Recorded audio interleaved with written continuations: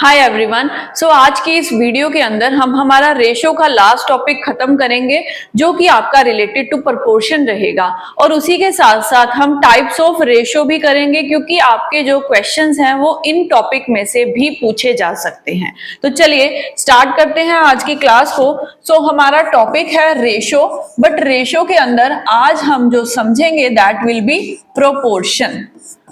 ठीक है, तो प्रोपोर्शन का जो छोटा सा एक टॉपिक है, आपको इसके अंदर 3 टाइप्स पता होनी चाहिए, बट पहले हमें पता होना चाहिए कि प्रोपोर्शन होता क्या है, राइट। तो अगर प्रोपोर्शन की डेफिनेशन देखें तो वो होती है इक्वालिटी बिटवीन टू रेशियोज। तो सिंपल सी लाइन है, अगर इक्वालिटी है दो रेशियोज के बीच में तो उसको हम प्रोपोर्शन की टर्म देते हैं, राइट। सो इट मींस क्या, मैं आपको अगर एग्जांपल से समझाऊं तो जैसे कि मेरे पास जैसे कि मेरे पास 2 रेशियोज हैं। पहली रेशियो है मेरी A रेशियो B एंड दूसरी रेशियो मेरी है C ratio D, right. A ratio B C ratio D, 2 ratios हैं। अगर इन दोनों के बीच में एक इक्वल्स टू लगा हुआ है, उसका मतलब क्या होगा कि ये दोनों रेशियोज जो हैं, ये दोनों रेशियोज, ठीक है, ये आपस में इक्वल हैं। इसका मतलब है इनमें लेने वाली जो रेशियोज है that is A B C और D, ये सब की सब क्या है, प्रोपोर्शन है। ये सभी समझ में आया।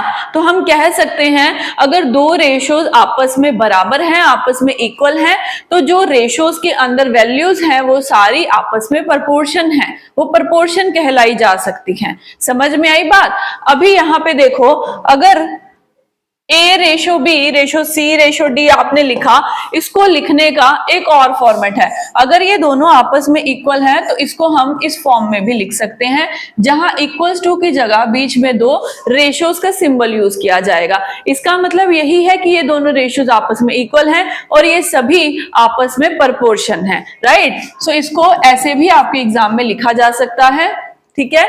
इसके बाद में अगर ये सभी के सभी प्रोपोर्शन है रेशियोज इक्वल होने के कारण, तो इनमें इनको भी कुछ टर्म्स दी गई है, यानी कि A B C और D को भी कुछ टर्म्स दी गई हैं।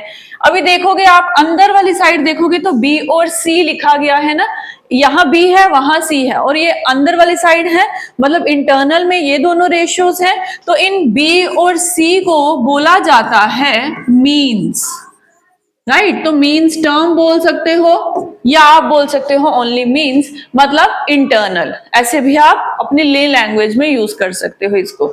दूसरी तरफ अगर बात करें तो A और D, इनको बोला जाता है एक्सट्रीम टर्म्स। एक्सट्रीम मतलब बाहर वाली टर्म्स, राइट। तो वो मीन टर्म्स एंड ये एक्सट्रीम टर्म्स, तो आप चाहे इसको मीन बोलो, इसको एक्सट्रीम बोलो, बात एक ही है। अभी आप बोलोगे कि इसका मतलब क्या, इसका मतलब ये है कि जब आपके पास क्वेश्चन में ये दे दिया जाए और आपसे पूछा जाए कि इनका मीन प्रोपोर्शन निकालो, इनका थर्ड प्रोपोर्शन निकालो या इनका फोर्थ प्रोपोर्शन निकालो, क्वेश्चन ऐसे होता है।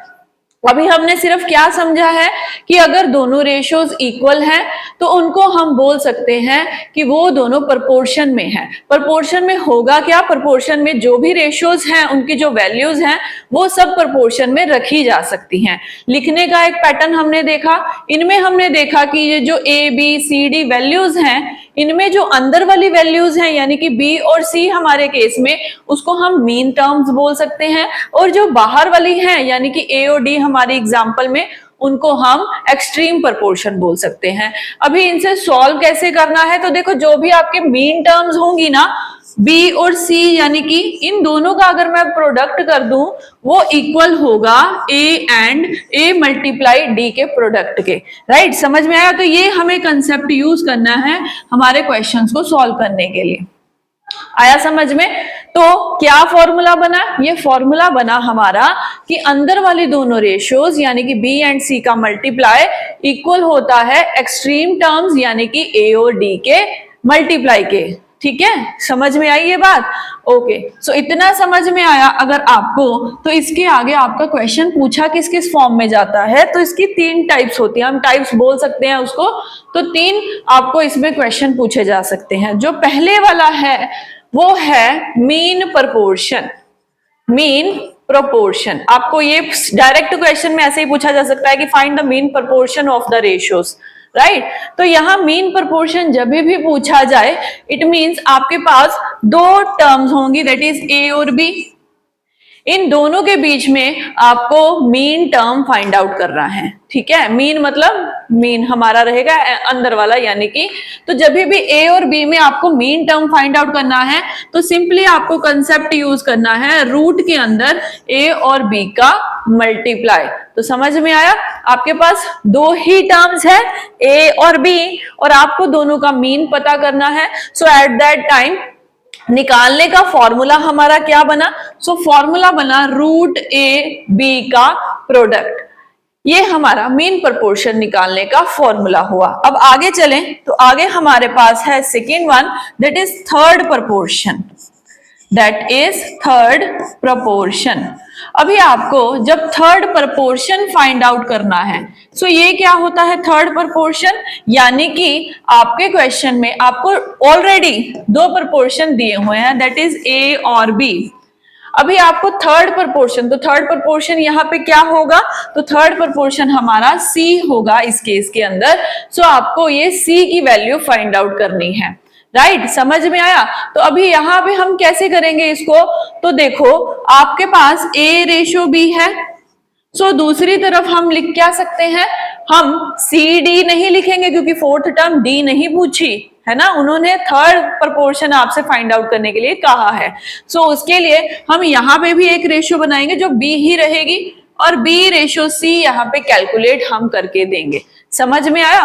तो जब हमने ये किया, मैंने क्या बोला था कि आपका बेसिक फॉर्मूला क्या है, B इंटू सी, यानी कि mean terms mean proportion multiply equals to extreme proportion. तो जो हमारा यहाँ पे फॉर्मूला बनेगा ये क्या बनेगा, अगर मैं दोनों मीन को मल्टीप्लाई कर दूं तो B into B equals to A into C ये रहेगा, और यहां दोनों b हैं तो B square equals to A C. ये मैं आपको कंसेप्ट क्लियर कर रही हूं।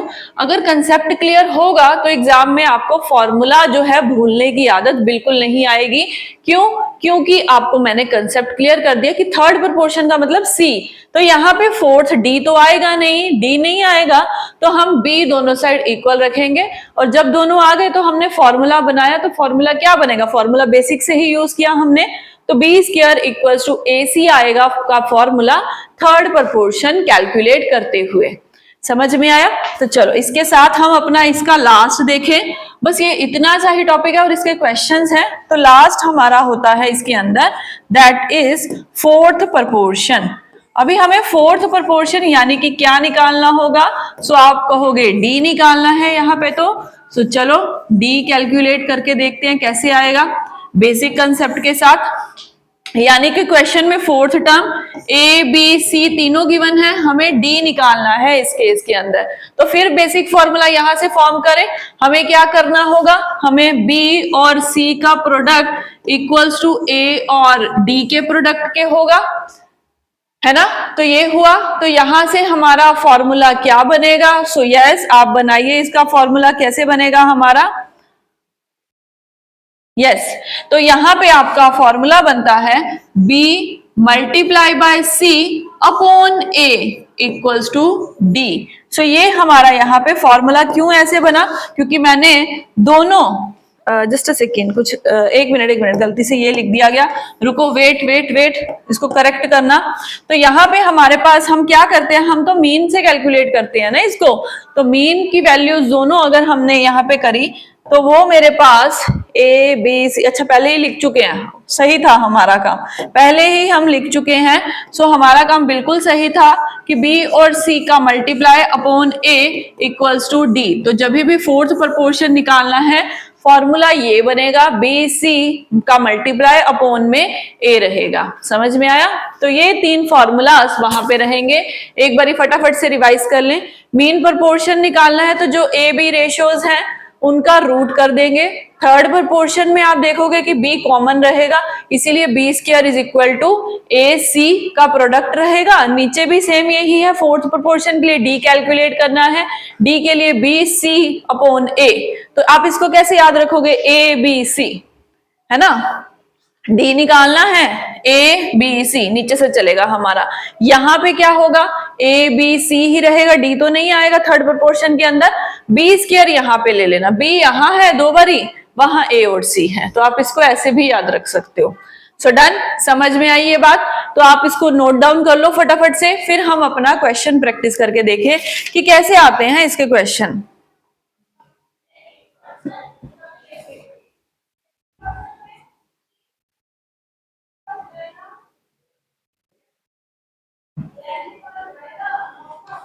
चलिए करें शुरू। ओके, सो हमारा फर्स्ट क्वेश्चन हम निकाल के देखते हैं मीन प्रपोर्शन को। सो क्वेश्चन रहेगा find mean proportion, find mean proportion between 8 and 18।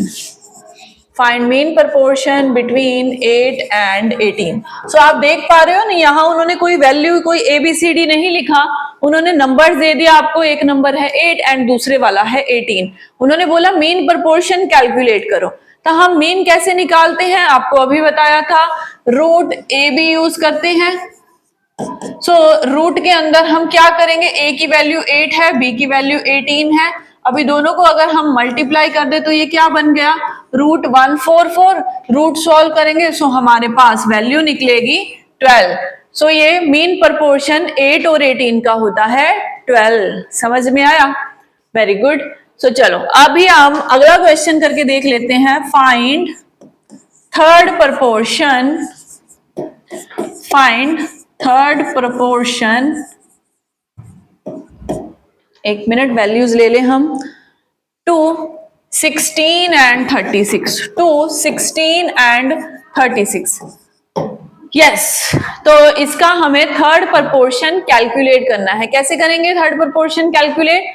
तो अभी मैंने आपको क्या बोला था, थर्ड प्रपोर्शन यानी कि ए बी और सी, तो इसको लिखना कैसे है, B square equals to A सी, बस इतना सही है ना हमारा formula.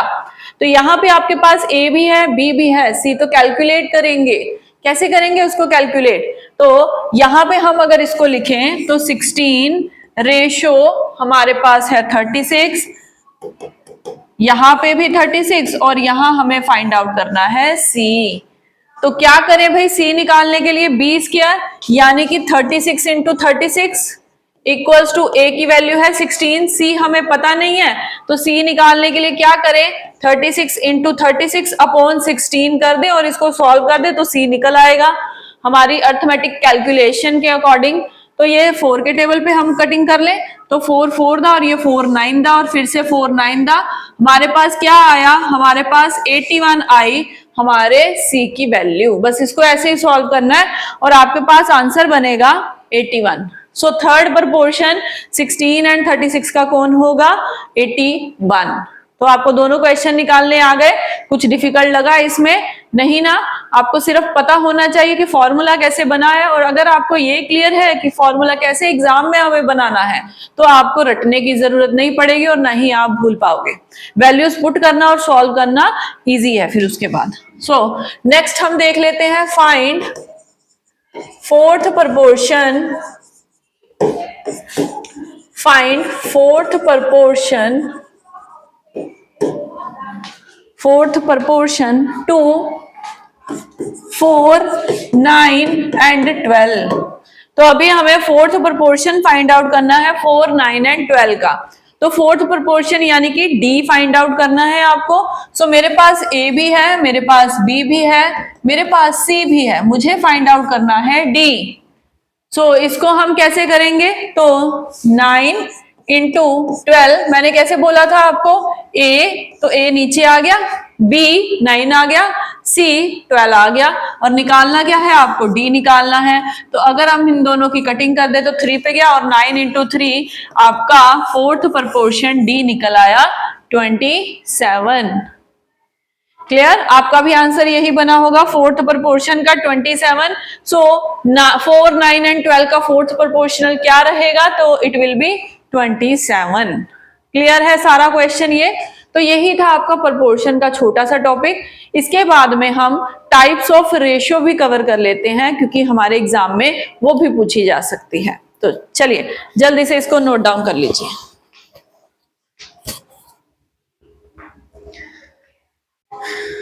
Okay, so let's start the other one, types of ratios. अभी रेशियोज की टाइप्स के अंदर मैं आपको अलग अलग बताऊंगी रेशियो निकालने की, यहाँ पे क्या क्या पॉइंट्स हैं। जैसे कि सबसे पहले अगर इसके अंदर देखा जाए तो एक होती है डुप्लीकेट रेशियो। डुप्लीकेट रेशियो, अब इसमें कोई आपके पास दो अलग अलग रेशियो नहीं है, उनको इक्वल नहीं करना, एक ही रेशियो है, दैट इज ए और बी। अगर आपको डुप्लीकेट रेशियो फाइंड आउट करनी है और आपके पास है ए रेशियो बी, तो सिंपली आपको क्या करना है, डुप्लीकेट करने के लिए हम दोनों का कर देंगे स्क्वायर।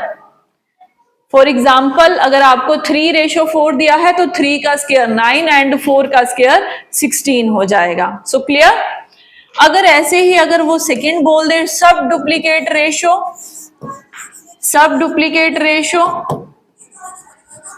सो इसका मतलब क्या है, ये डुप्लीकेट से ही निकल के आई है और इसका सेकंड पार्ट है ये सब डुप्लीकेट। तो यानी कि जब भी आपको सब डुप्लीकेट रेशियो पूछे, सो इट मींस आपको उनका स्क्वायर रूट करना है। बस डुप्लीकेट में स्क्वायर करना है, सब डुप्लीकेट में रूट कर देना है उसका। यस, ये दोनों समझ में आई आपको। अभी आगे हम बात करते हैं third one, that is triplicate ratio. अभी ये तो नाम से ही शो कर रही है ट्रिप्लीकेट, यानी कि ट्रिपल करना, 3 गुना करना, बट 3 गुना कैसे करेंगे हम, ट्रिप्लीकेट कैसे करेंगे, उसका क्यूब करके। जैसे आपके पास ए रेशियो बी है तो हम ए का क्यूब करेंगे और बी का क्यूब करेंगे, बस इतना करना है यहाँ पे। नेक्स्ट अगर आपसे पूछे सब ट्रिप्लीकेट रेशियो,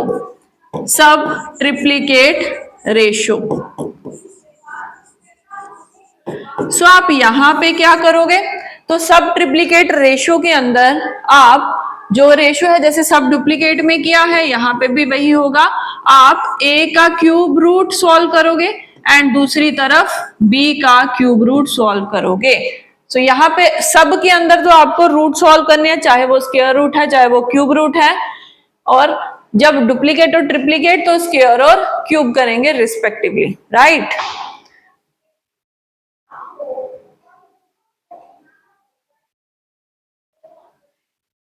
चलिए अभी हम एक और हमारा लास्ट जो काफी ज्यादा एग्जाम में पूछा जाता है, दैट इज कंपाउंडेड रेशियो। ये कंपाउंडेड रेशियो क्या होती है, इसको मैं डायरेक्ट एग्जांपल से बताऊंगी। आपके पास अभी एक नहीं, दो नहीं, 3 रेशियो है, 3 रेशियोज हैं यहाँ पे। जैसे मैंने यहाँ पे लिखा A ratio B ratio C ratio D और ई रेशियो एफ। 3 अलग अलग रेशियोज मैंने लिख दी, बीच में लगा दिया कोमा। अभी आपको पूछा जाए अगर कंपाउंडेड रेशियो, तो इस टाइम पे आपको कैसे आंसर करना है, जो आप देख पा रहे हो हर ब्रैकेट के अंदर जो पहले वाली रेशियो आपकी है इन सबको मल्टीप्लाई करके एक ब्रैकेट के अंदर कर लेना है। यहाँ पे simply A ratio, C ratio और ई, इन तीनों को कर देना है मल्टीप्लाई, और दूसरी तरफ जो सेकंड वन है दैट इज बी और मल्टीप्लाई। अगर मैंने बीच में कोई साइन नहीं लगाया तो आप समझ पा रहे हो कि मल्टीप्लाई का ही साइन है, और हम इनको मल्टीप्लाई करके एक नई रेशियो फॉर्म करेंगे, so it will become compounded ratio. Done. So compounded ratio के केस में हमें ऐसे आंसर करना है, जैसे 3:2, 2:1 है ऐसे, तो 3 और 2 का मल्टीप्लाई होएगा, वहां पे 2 और 1 का मल्टीप्लाई होके नई रेशियो फॉर्म होगी। सो डन, इतना समझ में आ गया। अभी इसी के साथ हमारा जो है रेशियो का सारा कंसेप्ट क्लियर हो गया। अभी एक छोटा सा पॉइंट और रह गया हमारा, बस छोटा सा पॉइंट। अगर आपको कंपैरिजन करना हो रेशियोज के बीच में, ये इसके साथ नहीं है तो मैं अगली स्लाइड पे लिख देती हूँ, कंपैरिजन करना है रेशियोज को, कंपैरिजन ऑफ रेशियोज। जैसे कि अगर मैं बात करूं कि 3:4 और दूसरी तरफ आपके पास है 5:6, इन दोनों में से कौन सी वाली रेशियो जो है वो बड़ी है, या कह लो कौन सी फ्रैक्शन जो है वो बड़ी है। सो आप अगर आपके पास ऐसे रेशो दी हुई है ना और फिर से आपको चेक करना है तो आप उसको भी ऐसे फ्रैक्शन में ले आना, बात वही है। अभी आपको कंपैरिजन के लिए क्या करना होगा, तो उसके लिए आप दोनों को पहले तो डिवाइड कर दो, यानी कि इनको ही आपस में डिवाइड करके पॉइंट्स में वैल्यू निकाल लो, इजीली आपका क्वेश्चन अटेम्प्ट हो जाएगा। तो यहाँ पे अगर हम देखें तो 4 7 द 28 और 4 5 द 20, राइट। यहाँ पे अगर हम कैलकुलेट करें तो 6 8 द 48, पीछे रह गया 2, तो 6 3 द 18। अब ये वैल्यू आई है 0.75, ये वैल्यू आई है 0.83। इन दोनों में कंपैरिजन करके क्या बताना है, कौन सी वाली वैल्यू बड़ी है। तो क्या आंसर निकला आप कहोगे ये वाली वैल्यू बड़ी है। सो ये अगर वैल्यू बड़ी है सो इट मींस यही बड़ी होगी। समझ में आया। अभी दूसरी तरफ इसको करने का एक और मेथड है, क्या, 3 को इस 6 से मल्टीप्लाई कर दो। तो 3 को जब 6 से मल्टीप्लाई करा तो जो आपके पास नंबर आया आप यहां लिखोगे, दूसरी तरफ 5 को 4 से मल्टीप्लाई करा, देखो जो न्यूमरेटर में है ना नंबर उसके अकॉर्डिंग आप चेक करोगे। तो यहाँ पे 5 को हमने 4 से मल्टीप्लाई किया तो 20 आया। सो अब 20 बड़ा है 18 से। सो अगर 20 कहां से लिया था हमने, 5 से लिया था, तो ये 5/6 हमारी रेशो बड़ी रहेगी, ग्रेटर रहेगी इन दोनों के कंपैरिजन में। ठीक है, ये समझ में आया। So clear. चलिए इसी के साथ हमारा आज रेशो का भी पूरा टॉपिक फिनिश हो गया, रेशो प्रोपोर्शन दोनों कर लिए। अभी हमारा अगली वीडियो के लिए नेक्स्ट वीडियो में मिलेंगे। Okay class, thank you.